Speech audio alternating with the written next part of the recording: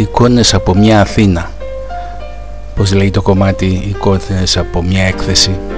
Ναι, εικόνες από μια Αθήνα, την αγαπημένη μου Αθήνα, την άγνωστη Αθήνα.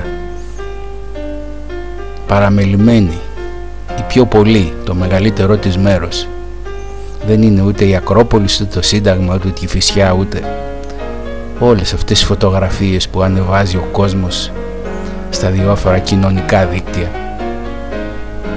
Μια Αθήνα που καμιά φορά δεν καταλαβαίνεις τι διαβάζεις, πού βρίσκεσαι, τι είναι, όπως κάθε μεγαλούπολη βέβαια.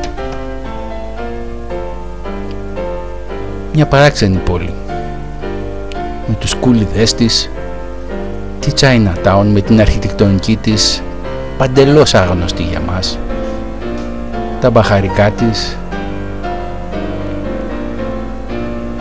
καμία σχέση με όλα αυτά που θέλουμε να νομίζουμε ότι είναι η Αθήνα, καμία σχέση με όλα αυτά τα όμορφα που προβάλλουμε και που λερώνουμε τα τακούνια μας ή προσοχή μας βγει κανένας πόντος, ας πούμε, από την κάλτσα. Ναι, αλλού είναι η ζωή, αλλού τελείως διαφορετικές γεύσεις, ινδικές, πακιστανικές, άλλοι άνθρωποι, άλλες ομιλίες, άλλα υπέροχα μαγαζιά, εκπληκτικής ομορφιάς και αισθητικής γεύσης. Να είναι καλά εδώ αγκόπ. Μια Αθήνα εγκαταλελειμμένη, κατεστραμμένη, έχει έτσι κάπως θυμίζει Oriental Express, έργα εκατομμυρίων ευρώ σταματημένα να σκουριάζουν παντού, σκουριά παντού. Ένα πολύ παράξενο πράγμα.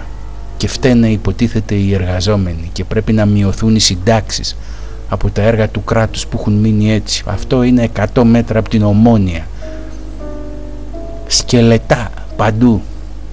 Καμία σχέση με τα ωραία λουλούδια και τις ωραίες παραλίες που αρέσει σε όλους μας να σηκώνουμε. Και παλού μπουρδέλα. Πάνε μαζί. Ερείπια.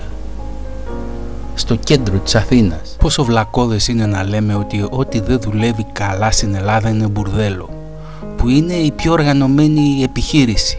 Τακτικά πράγματα, ξέρεις ακριβώς τι έχεις να κάνεις, να πληρώσεις, οργάνωση. Τι να πεις, και όλα αυτά είναι ένα μέτρο από το Σύνταγμα, ένα μέτρο από την Ομόνια και ένα μέτρο από την Ακρόπολη που φωτογραφίζουμε με ομορφιά και βλέπουμε τα διάφορα ωραία της και τα προβάλλουμε. Κι όμως εδώ χτυπάει η καρδιά της.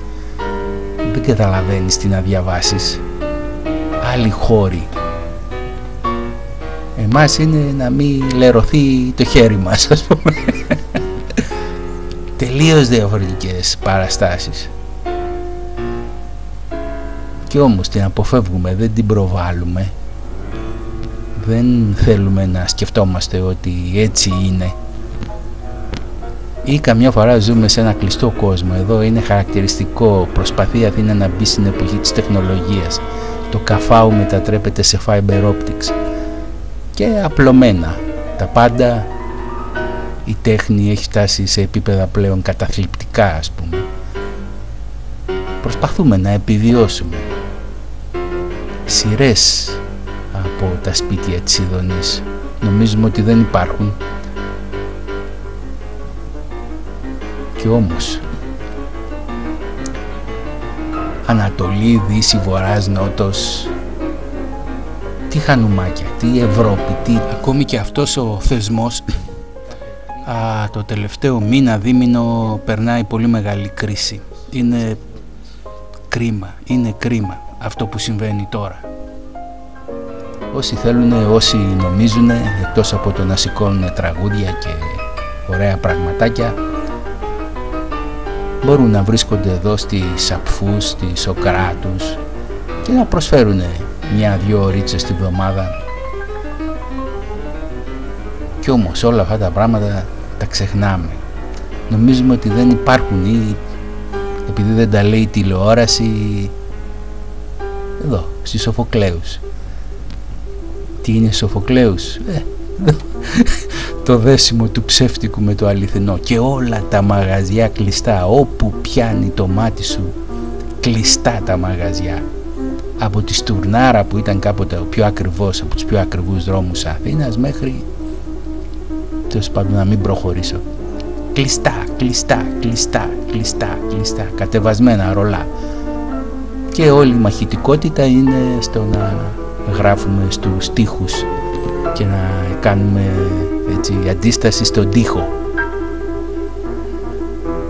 Είναι καταπληκτικό ο αποπροσανατολισμός του συστήματος και η μαχητικότητα να εκφράζεται στους τοίχους και οι ιδέες να μένουν στα ντουβάρια, και όταν υπάρχουν συγκεντρώσεις οι καναπέδες να είναι κατηλημμένοι και να έχει πέσει άγκυρα.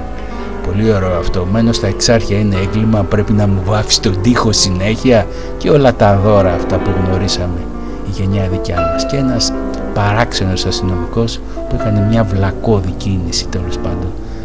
Έτσι λοιπόν όλα τα πάντα κλειστά, αφήσεις. Δεν είναι σύνταγμα, δεν είναι το μέρος που ζει ο πολύς κόσμος, παλιές ιστορίες, το ρομάτζο, καφές, πως γίνεται, Μ' αρέσει να βρίσκομαι σε αυτούς τους χώρους. Μ' αρέσει να βρίσκομαι και να συζητάω και να πίνω τον καφέ μου έτσι όπως πρέπει. Και βέβαια υπάρχουν και ωραία στέκια. Ο Χαλκιάς, ο Πετρολούκας, βέβαια, τι λέμε τώρα, Μεγαλέξανδρος, εστιατόριο, Μεζεδοπολείο και πού, και στη συνοικία μου ο Κάβουρας. Από εδώ ξεκινήσαν όλοι. Τι λέμε τώρα, όλα αυτά υπάρχουν. Ευτυχώς είναι μια όμορφη Αθήνα. Δεν είναι μόνο αυτά που φωτογραφίζουμε, υπάρχουν και άλλα πολλά πράγματα να φωτογραφίσουμε και να προβάλλουμε. Έτσι ψήνεται ο καφές. Έχει το δικό του ήχο και έχει ανθρωπιά. Σε περιμένουν οι άνθρωποι να πιεις τον καφέ σου. Είναι όμορφη η Αθήνα. Την αγαπάω. Πώς αγαπάω τη θάλασσα, πώς αγαπάω τη μουσική. Αγαπάω και την πόλη μου. Αλλά είναι από προσανατολιστικό να σηκώνουμε μόνο φωτογραφίες αισθητικά όμορφες. Και αυτά τα πράγματα είναι καμιά φορά πολύ πιο όμορφα.